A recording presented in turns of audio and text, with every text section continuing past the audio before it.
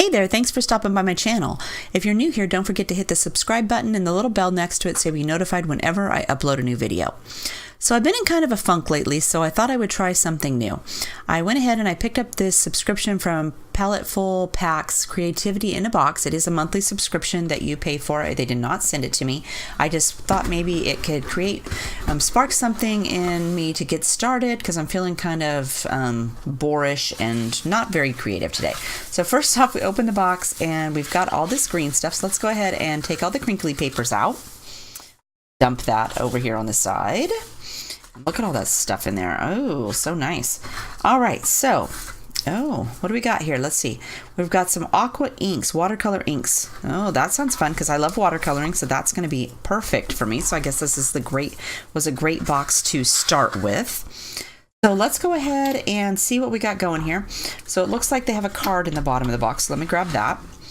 Okay, so the card in the box has a bunch of stuff. It's got a little a picture, and then it tells you about everything you get. So first off, we're going to have some Marabou Graphics Aqua Inks, 15 milliliters in 8 colors. So let's see what colors we've got.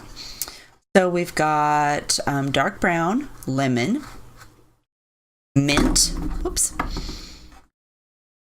cayenne,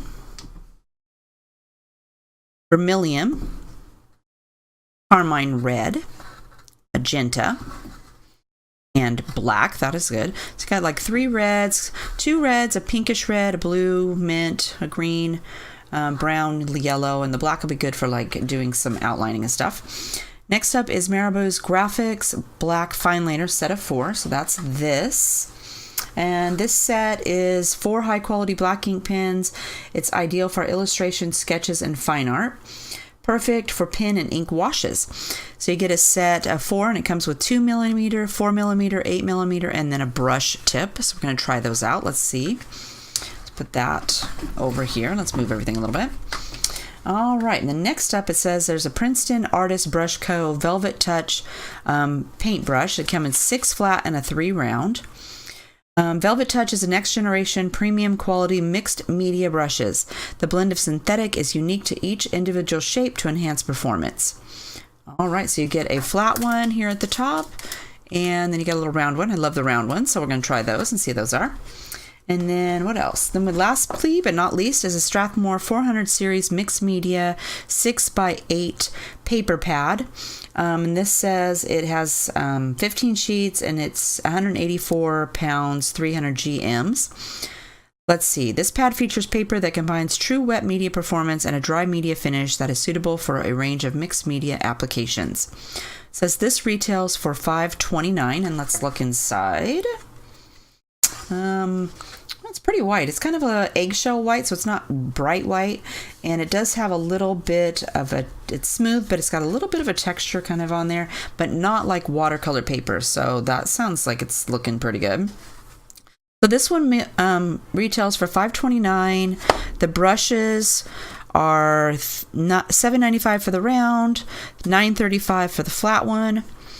These little pens here retail for $6.99, and then these little watercolors retail for $23.92. I'm not sure if that's for each one or if that's for all 8 colors. I don't have any idea, but I paid $35 for the box, so I think that's a pretty good over the cost. It seems like that's a pretty good bargain there. So let's see here. So Paletteful Packs prompts and a challenge. So they get you a bunch of stuff. Number 1, prompt rules. You get to make a drawing painting based on the interpretation of the prompt, and then you can post it to social media using hashtag Paletteful Prompt or Paletteful Packs. So our May prompts for this month are week 1, jellyfish, week 2, throne, week 3, bloom, and then week 4 is London. So we're going to go ahead and I'm going to get rid of some stuff, get this all out of the box, and get my paper pad out here, and we are going to give this stuff a try. All right, so I got rid of all the stuff and I have my stuff here all out. I have my paper pad ready, and we're just going to go ahead and try each one of the colors. We're going to start with lemon.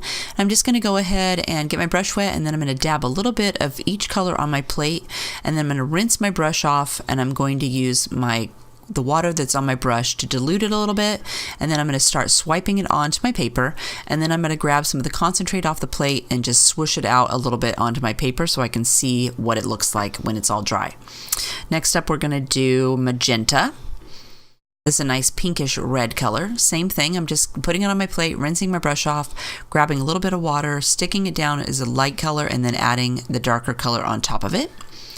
Next up, we're going to have vermilion. This is a nice reddish orange color. We're going to give that a nice little swipe of color there underneath our magenta. See how light it is? And you add the darker color on there, it darkens it right up. Next up, we're going to do dark brown, and I'm going to go across the top of the page because I don't want to use up the whole paper. Maybe I'll use it for something else later. And then we'll go ahead and do it darker there at the end. Next is cayenne, which is a nice pretty blue. This will go great with our theme today, which is jellyfish. I love how that looks like the ocean. Then we have mint, which is a nice green color, which will be great for some leaves and foliage. And I love how dark the ink gets if you add a little bit more in there. And then we have carmine red. This is a nice reddish color with a blue base. It looks really pretty. That'll be great for some flowers. And then lastly, we have black. And it doesn't go as dark on the paper because I have my brush is pretty wet. But if you just use it straight out of the bottle and use it write it on the paper, it darkens nicely. It is a nice black color. Then we're going to go ahead and we're going to try out the pins too. So first I'm going to do the 0.2, which is a really fine line. And then we'll do 0.4, which is a little bit thicker. And then our 0.8, which is the thickest one. And then they, of course, give you the brush pen. So let's go ahead and do a project. All right, so our prompt this week is jellyfish. So I'm going to go ahead and grab my phone. I'm going to go to Pinterest and I'm going to type in jellyfish into my search bar there. And I came up with this little tattoo that I thought was really pretty. So I put it on a piece of paper and then I used some pan pastels on the back of my paper to coat the entire back of the image. And I'm just using my stylus to go over all the lines and some of the details so that I know where to paint stuff. I am not an artist that can just draw it on there freehand. I'd be erasing stuff all day. So for me, it was much easier to do it on a piece of scratch paper and then trace over the top of that so that I could get the lines where I wanted them without having to erase them 502 times. It'll make the work look way better when we get finished there at the end. So I'm just carefully going around each one of the flowers and some of the leaves there. And then I'm going to do the little strings that come down from the jellyfish. I'm just going to do the bottoms so I know where they go. I don't really care at the end whether or not the strings are exactly the same where they were to begin with, but I want to make sure that they are attached somehow so I know exactly where they go. And it transferred nicely onto my paper there. So now I'm just going to go ahead and grab some of those inks that we have on my plate, and I will grab a little bit more out of the bottle to add some more to my plate as they dry. So I'm starting with my mint green, and I'm just going to go along and do all of the leaves that are drawn on my page. The paintbrush is awesome. I'm loving it so far. It's perfect for drawing all the little lines. It stays to a nice little point there at the end. It's great for filling in some areas. I know mine isn't really huge, but it did do a nice job of filling those in. And I'm just carefully going along, drawing in the little lines for the leaves and the stems there. I did a great job on that. And just filling in a few of those little areas. I'm trying to do all the leaves first, and then I'm going to come back and maybe add a little bit of black to my paint and darken it up and see if I can come back over and add a little bit of shadows into my leaves here in just a bit.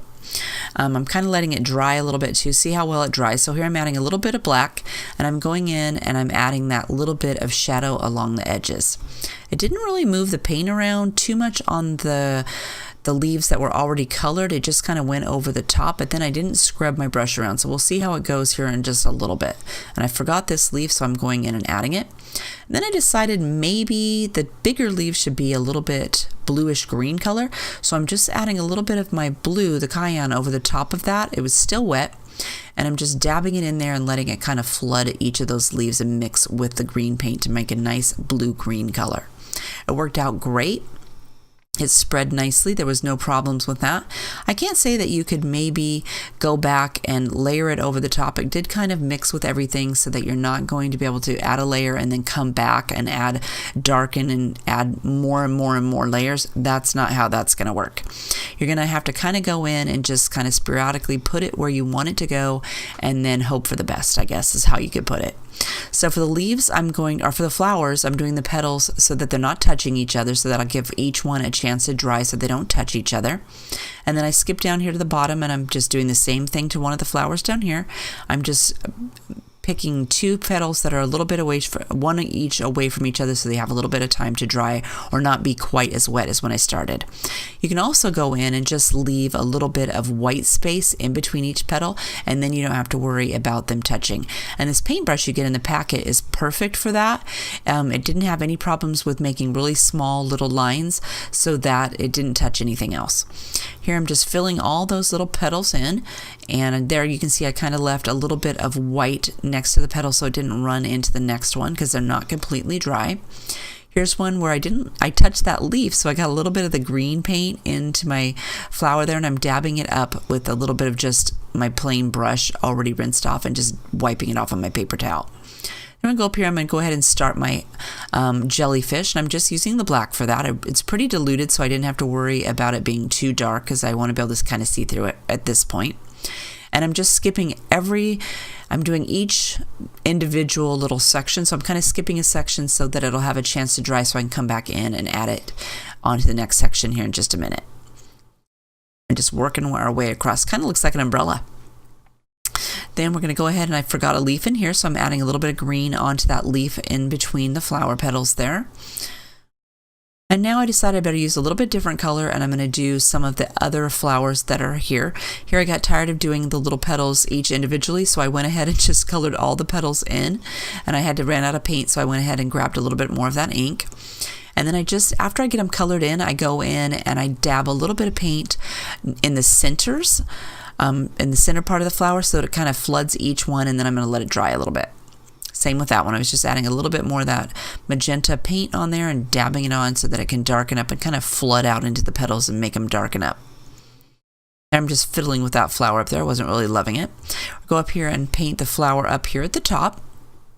And again, I painted the whole thing, and then I just went in and dabbed a little bit of color along the center to darken it up. Thought I'd change colors and try a little bit of blue down here on this little kind of tulip-like shaped flower. It's hanging upside down, so it doesn't go that way. And I just dabbed a little bit of color in there, and then later we'll go with our pen and we will define that flower with some edges. There's a really big flower right here in the middle, so I'm going to go ahead and fill that in. I'm kind of letting it dry a little bit. Here I've decided there's like some little berry flowers up here, so I'm dotting a little bit of our vermilion color up there in those little spots. And my paintbrush was really wet, so it made some really big droppy puddles, and a little bit later it's going to spill in when I add some more colors and kind of bleed out and make some nice different shades up there at the top of my jellyfish. But I'm okay with that because we're just fiddling with the paints today. It's not supposed to be perfect, and I think in the end it turns out really cute. Here I got crazy with the black. See how dark that black can be? I definitely should have diluted it a little bit more before I put it on there. I learned my lesson, so I made it a little bit lighter in the next one. And then I go ahead and add my water to these two, and we're just going to add a little paint. And again, there I am with that crazy black color. It's really dark, but that's okay. It's a jellyfish, so we're just going to lighten it up a little bit. And here I'm decided that I really liked that color, so I'm just going to go in and darken up a little bit of some of the parts of my jellyfish to make it really stand out.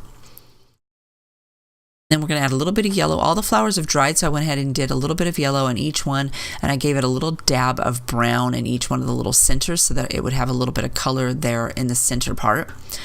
And the jellyfish in the picture has some shading underneath, and see how I mean those little beads were not dry and that orange color bled out in there, but that's okay. I don't mind that. And then I'm adding a little bit of blue, so I added black, blue, and that vermilion that kind of bled, giving it a little bit of shadows underneath my jellyfish so it have some kind of shading under there and make it look a little bit more, I don't know, have some shadows. The shadows are going to be underneath that poor jellyfish. Then I decided it needed to have something out here on the outside. So I just splashed a little bit of water on there, and I'm trying not to get close to any of the other stuff because I realize that these paints are not going to stay there. So if you touch them, you're going to make that paint bleed out into the other one. It doesn't dry completely so that it will never move. That's not going to happen, not with this. So you have to be careful, and I just tried to keep it away from the edges of the flower. I was okay that it was white in the inside, and I'm just kind of splattering it around. Grab a little bit more water, bring it out there. Here I just went ahead and grabbed some of that blue right out of the bottle and dropped it in there and let it go in that water that was there, and it spread out all on its own. I think it added a little bit of something extra there and made it look really pretty. It dries in a really cool pattern, so I really like that. Then I decided my jellyfish was looking kind of sad, so I went in and added a little bit of red color, and I can't remember which one this was. I think it was the vermilion again, and I just let that in there, and it wasn't drying fast enough, so I grabbed my heat tool and I just gave it a quick blast with the heat tool. And it's not, I didn't tape it down so it got all bent and twisty, but that's okay. I just flipped it over and dried it on the back.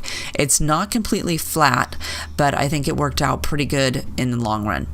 Then I'm just going to go ahead and use the fine liners that came in the packet, and I'm going to go around each one of these flowers and define those in the leaves. And I don't care if it's staying on the exact petals or in the exact area where the paint is. I'm letting it kind of go out and around the petals so that there's some white space or there's some pink showing. It's just kind of doodly, I guess. It's not perfect. I'm not wanting it to be perfect. If you want it to be perfect, you could definitely go around each one and make it so. But for me, I was having a lot of fun just fiddling with it, and it actually was, I kind of forgot about why I was in this rut in the first place when I got all done, and it was really fun to try out a bunch of these new supplies and give them a go. I think it's really fun. I'm definitely going to try and do next week's challenge too, because I had a really good time working on this project today with all these new things to play with. Here I'm just defining the lines of my jellyfish, and then I'm going to take a little bit bigger pen and I'm going to do some little curves there at the bottom, and then I'm going to add a few little, I'm going to do the lines. Don't forget the lines. So I'm just doing a quick swirl at the end, and I'm just very messily going up and adding the little squiggles up to the top of my jellyfish. And a few of those spaces I thought had too many spaces, so I went ahead and filled them in with a few more of the little lines on there. I'm adding a few dots at the bottom of my jellyfish lines, and they're up at the top. And then I'm going to, I decided it needed some glitter, so I went and got my Prima palette, and I'm just adding a little bit of gold to the bottom of each one of those little lines with the little tassels at the bottom. And I'm going to add a little bit of that gold paint up at the top on my jellyfish where that red is. I got a little crazy with it. I probably should have added a little bit less, but it's too late now, so I went ahead and just finished it up. I tried to take a little bit off by using my water to wipe it up, and I added a little bit of gold paint to the flower centers and then around on the outside in a couple of places. The gold paint has some shimmer and sparkles in it, so it added a little bit of shine to it. I thought that made it look really cool. And then I'm going to go ahead, and I thought maybe I'd add some white Sharpie paint pen on there. So I shook my paint pen up really good. It wasn't flowing out, so I tried it on a scratch paper, and I just kind of dotted it around in a couple of places. In the end, it didn't really show up, so I could have just completely skipped that part. But now I'm going to go ahead and grab my marker again and do those dots over because I filled them all in with my gold paint. So I'm just kind of dotting it around and making them all stand out so we can really see that jellyfish. But anyway, I had a really good time playing with the Paletteful Pack today, and I might just go ahead and continue my subscription for next month. If you're interested in buying your own subscription and trying out the challenge, I'll put a link to that down in the description box. I'm not affiliated with them in any way. I just thought it would be fun to try it out and try out some new supplies that I wouldn't have bought normally on my own. So anyway, if you have a question, leave me a comment down below and I'll make sure to get back to you. Otherwise, I hope you're having a fabulous day, and I'll see you in the next one. Bye-bye.